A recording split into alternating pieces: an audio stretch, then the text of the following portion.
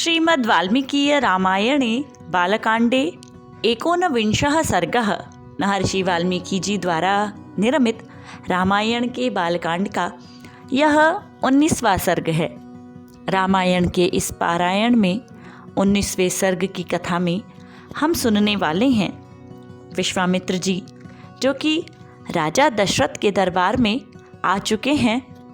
वे महाराजा दशरथ से श्री राम को अपने साथ ले जाने की मांग करते हैं। उस मांग को सुनकर राजा दशरथ बहुत ज़्यादा दुखी हो जाते हैं और मूर्छित हो जाते हैं। आइए सुनते हैं कथा को विस्तार से। तच्छ्रुत्वा राजसिंहस्य वाक्यमद्भुतविस्तरं हृष्टरोमा महातेजा विश्वामित्रोऽभ्यभाषत। जब इससे पूर्व सर्ग में हम सुन रहे थे, महाराजा दशरथ ने विश्वामित्र जी का विविध प्रकार से स्वागत करके ये कहा था, आप बताइए मैं आपकी क्या सेवा कर सकता हूँ। यह सुनकर महामनस्वी महातेजस्वी विश्वामित्र जी पुलकित हो उठे और इस प्रकार कहने लगे, सदृशं राजसार्दूलं तवैव भुवि नान्यतः महावंशप्रसूतस्य वसिष्ठव्यपदेशिनः। राजसिंह, ये बातें आप ही कह सकते हैं। इस पृथ्वी पर किसी दूसरे के मुंह से ऐसी उदार बातें नहीं निकल सकती, और हो भी क्यों ना, आप इस महान कुल में जन्मे हैं और महर्षि वशिष्ठ जैसे जो कि ब्रह्मर्षि हैं, वे आपके उपदेशक हैं। यत्तु मे हृद्गतं वाक्यं तस्य कार्यस्य निश्चयं कुरुष्व राजशार्दूल भव सत्य प्रतिश्रवः। यहाँ पर विश्वामित्र कहते हैं, अब जो बात मेरे हृदय में है मैं उसे कह रहा हूँ। राजाओं में सर्वश्रेष्ठ राजा, आप मेरी बात को सुनकर मेरे कार्य को पूर्ण अवश्य कीजिएगा। आपने मेरा कार्य सिद्ध करने की प्रतिज्ञा की है, इस प्रतिज्ञा को सत्य करके दिखाइएगा। अहम नियममातिष्ठे सिद्ध्यर्थम पुरुषर्षभ तस्य विघ्नकरौ द्वौ तु राक्षसौ कामरूपिणौ। विश्वामित्र कहते हैं, पुरुष प्रवर, मैं सिद्धि के लिए एक नियम का अनुष्ठान करता हूँ, तो उसमें इच्छानुसार रूप धारण करके 2 राक्षस विघ्न डाल रहे हैं। व्रते तु बहुशश्चीर्णे समाप्त्यां राक्षसाविमौ मारीचश्च सुबाहुश्च वीर्यवन्तौ सुशिक्षितौ। महर्षि बोले, मेरे इस नियम का अधिकांश कार्य तो पूर्ण हो चुका है। अब उसकी समाप्ति के समय में वे 2 राक्षस आकर विघ्न डाल रहे हैं। उनके नाम मारीच और सुबाहु है। वे दोनों ही राक्षस बलवान हैं और सुशिक्षित भी हैं। यहाँ पर मैं एक बात अवश्य कहना चाहूँगी। उन्होंने स्पष्ट कहा है कि मारीच और सुबाहु बलवान होने के साथ साथ शिक्षित भी हैं। कई बार कुछ लोग कहते हैं कि वह व्यक्ति बुरा कार्य इसलिए कर रहा है क्योंकि वह अशिक्षित है, वह बुरा कार्य इसलिए कर रहा है क्योंकि उसके पास पर्याप्त संसाधन नहीं है, इसलिए वह बुरे कार्य में प्रवेश कर गया। लेकिन भगवान श्री राम के काल में भी राक्षस बलवान होते थे, शिक्षित होते थे और ऋषियों मुनियों को परेशान किया करते थे। और आज भी बहुत से ऐसे लोग हैं जो शिक्षित तो हैं लेकिन अच्छी सभ्यता का अनुकरण करने वाले लोगों को परेशान करते रहते हैं। आइए कथा की ओर आगे बढ़ते हैं। तौ मांसरुधिरौघेण वेदिं तामभ्यवर्षताम् अवधूते तथा भूते तस्मिन्नियमनिश्चये कृताश्रमो निरुत्साहस् तस्माद्देशादपाक्रमे। महर्षि ने बताया, उन राक्षसों ने मेरी यज्ञवेदी पर रक्त और मांस की वर्षा कर दी है। इस प्रकार समाप्त प्राय नियम में विघ्न पड़ जाने के कारण मेरा परिश्रम व्यर्थ चला गया है। मैं उत्साहहीन होकर उस स्थान से चला आया। न च मे क्रोधमुत्सृष्टुं बुद्धिर्भवति पार्थिव। पृथ्वीनाथ, उनके ऊपर अपने क्रोध का प्रयोग करूं या उन्हें शाप दे दूं, ऐसा विचार मेरे मन में नहीं आता। ऋषि का ऋषित्व इतना ऊंचा है, वे अपनी तपस्या कर रहे हैं, अपना यज्ञवेदी पर यज्ञ कर रहे हैं, लेकिन वे चाहे तो क्षण में उन राक्षसों का विनाश कर दें, लेकिन वे ऐसा नहीं कर रहे हैं। इसीलिए कुछ विचार अपने मन में लेकर के महाराजा दशरथ के दरबार में आए हैं। तथा भूता हि साचर्या न च शापस्तत्र मुच्यते स्वपुत्रं राजशार्दूलं रामं सत्यपराक्रमं काकपक्षधरं वीरं ज्येष्ठं मे दातुमर्हसि। महर्षि बोले, जो नियम अनुष्ठान किया जा रहा है उसका आरंभ कर देने पर किसी को शाप नहीं दिया जा सकता।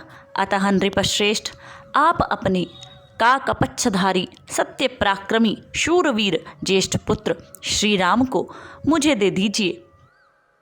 शक्तो ह्येषमया गुप्तो दिव्येन स्वेन तेजसा राक्षसा ये विकर्तारस्तेषामपि विनाशने श्रेयश्चास्मै प्रदास्यामि बहुरूपं न संशयः। ऋषि कहते हैं, ये मुझसे सुरक्षित रहकर अपने दिव्य तेज से उन विघ्नकारी राक्षसों का नाश करने में समर्थ हैं। मैं इन्हें अनेक प्रकार का श्रेय प्रदान करूंगा, इसमें कोई संशय नहीं है। त्रयाणामपि लोकानां येन ख्यातिं गमिष्यति न च तौ राममासाद्य शक्तो स्थातुं कथंचन। उस श्रेय को पाकर ये तीनों लोकों में विख्यात होंगे। श्री राम के सामने आकर वे दोनों राक्षस किसी तरह नहीं ठहर सकते हैं।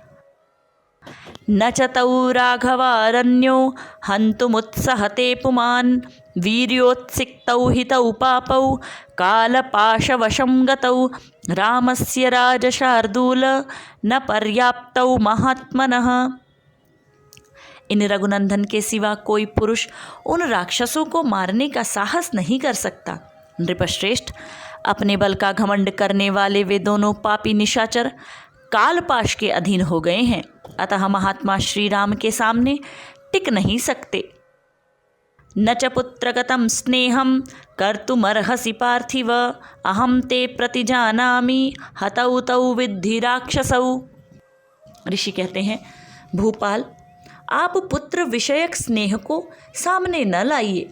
मैं आपसे प्रतिज्ञापूर्वक कहता हूँ कि उन दोनों राक्षसों को इनके हाथ से मरा हुआ ही समझिएगा। अहम वेद्मि महात्मानं रामं सत्यपराक्रमं वशिष्ठोऽपि महातेजा ये चेमे तपसि स्थिताः। सत्य पराक्रमी महात्मा श्री राम क्या है, यह मैं जानता हूँ। महातेजस्वी वशिष्ठ जी तथा ये अन्य तपस्वी भी जानते हैं। महर्षि विश्वामित्र जी को श्री राम की बल पर विश्वास था, इसीलिए वो इतने विश्वास के साथ ऐसी बात कह रहे थे। यदि ते धर्मलाभं तु यशश्च परमं भुवि स्थिरमिच्छसि राजेंद्र रामं मे दातुमर्हसि। राजेंद्र, यदि आप इस भूमंडल में धर्म लाभ और उत्तम यश को स्थिर रखना चाहते हैं तो श्री राम को मुझे दे दीजिए।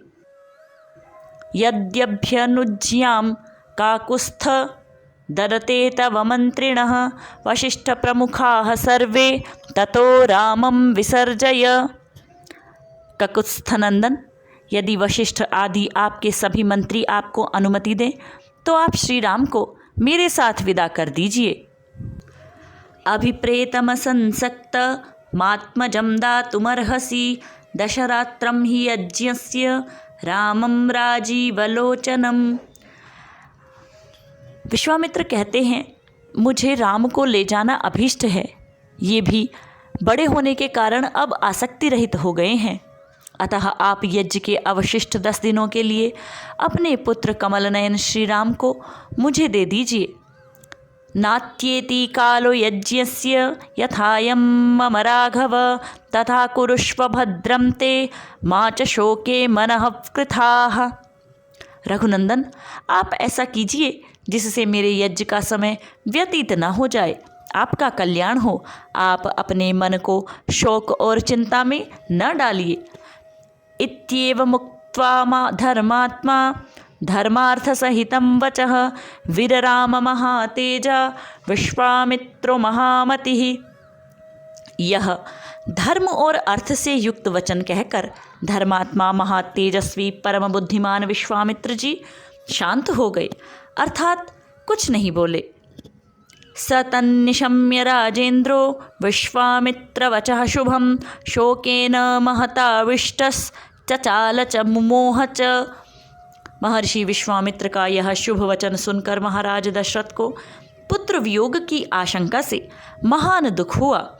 वे उससे पीड़ित हो सहसा कांप उठे और बेहोश हो गए। लब्ध संज्ञस्तदोत्थाय व्यशीदत भयान्वितः। थोड़ी देर बाद जब राजा को होश आया तब वे भयभीत होकर विषाद करने लगे। इति हृदय मनोविदारणं मुनिवचनं तदतीव शुश्रुवान् नरपतिरभवन् महान् महात्मा व्यथितमनाः प्रचचाल चासनात्। महर्षि विश्वामित्र का वचन राजा के हृदय और मन को विदीर्ण करने वाला था। उसे सुनकर उनके मन में बड़ी व्यथा हुई। वे महामनस्वी महाराज अपने आसन से विचलित होकर मूर्छित हो गए। इत्यार्षे श्रीमद् रामायणे वाल्मीकीये आदिकाव्ये बालकांडे 19 सर्गः। इस प्रकार महर्षि वाल्मीकि जी द्वारा विरचित आर्ष रामायण आदि काव्य के बालकांड का यह 19वां सर्ग पूर्ण हुआ। हमने इस सर्ग में देखा महर्षि से राजा ने एक प्रकार से वचन कर दिया है कि मैं आप जो भी कहेंगे आपको देने के लिए तैयार हूँ। आप किस लिए राज दरबार में आए हैं, अपने आने का कारण बताइए।